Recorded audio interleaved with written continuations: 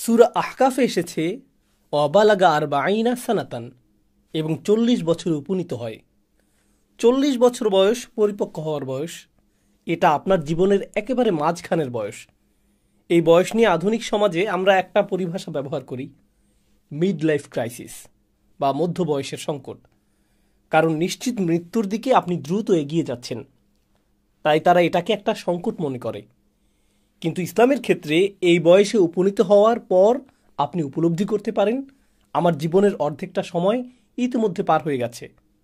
অতীতের দিকে তাকিয়ে আমার কৃতজ্ঞ হওয়া উচিত। এখন নিজের ভবিষ্যতের দিকে না তাকিয়ে আমার ছেলে মেয়েদের ভবিষ্যতের দিকে তাকাতে হবে। ঠিক এই ব্যাপারটাই আলোচ্য আয়াতে তুলে ধরা হয়েছে। তো উক্ত ব্যক্তি তখন বলে, রব্বি আউজিআনি আন আশকুরা নি'মাতাক আল্লাতী আনআমতা আলাইয়া ওয়া আলা ওয়ালিদাইয়া। হে আমার প্রতিপালক, আপনি আমাকে আর আমার পিতামাতাকে যে নিয়ামত দান করেছেন তার জন্য কৃতজ্ঞতা প্রকাশ করার শক্তি আমাকে দান করুন। ইয়া রব, আপনি আমার প্রতি যে কল্যাণ দান করেছেন এবং আমার পিতামাতার প্রতি যে কল্যাণ দান করেছেন তার জন্য আমি আপনার নিকট চরম কৃতজ্ঞ। আমাদের বয়স যখন ৪০, আমাদের পিতামাতাদের তখন বয়োবৃদ্ধ হয়ে পড়ার কথা। আল্লাহ এখানে আমাদেরকে নিজেদের জন্য এবং পিতামাতার জন্য দোয়া করার শিক্ষা দিচ্ছেন। আয়াতের এই অংশটুকু আমাদের জীবনের অতীত নিয়ে।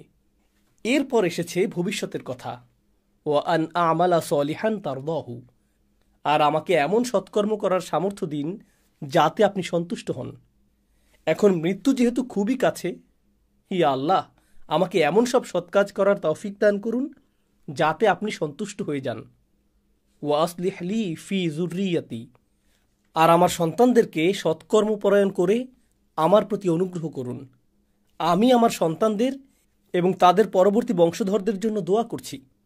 আমার জন্য তাদেরকে সৎকর্মপরায়ণ করুন। আমি তাদের কারণে তাদের জন্য উদ্বিগ্ন নই, কারণ আমি জানি বিচার দিবসে যখন আমি আল্লাহর সামনে দাঁড়াবো তখন আমাকে জিজ্ঞেস করা হবে, তোমার সন্তানদের কিভাবে বড় করেছ। যদি এই কাজ আমি ঠিকভাবে সম্পাদন করতে না পারি তখন তারাও তাদের সন্তানদের সঠিক উপায় বড় করবে না। এভাবে ক্রমান্বয়ে পরিস্থিতি শুধু খারাপ হবে, ক্ষতিটা শুরু হবে আমাকে দিয়ে। তাই আমার জন্য তাদেরকে সৎকর্মপরায়ণ করে দিন। ইন্নী তুবতু ইলাইক, আমি অনুশোচনা ভরে আপনার দিকে ফিরে আসছি। ও ইন্নী মিনাল মুসলিমিন, এবং নিশ্চয়ই আমি মুসলিমদের অন্তর্ভুক্ত। এর পরের আয়াতে আল্লাহ বলেন, উলাইকা আল্লাযীনা নাতাকাব্বালু আনহুম আহসানা মা আমিলু ওয়া নাতাজাওয়াজু আন সাইয়্যাতিহিম ফি আসহাবিল জান্নাহ ওয়াদা সিদকিল্লাযী কানু ইউআদুন।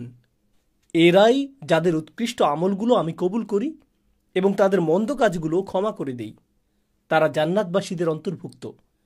তাদেরকে যে ওয়াদা দেওয়া হয়েছে তা সত্য ওয়াদা।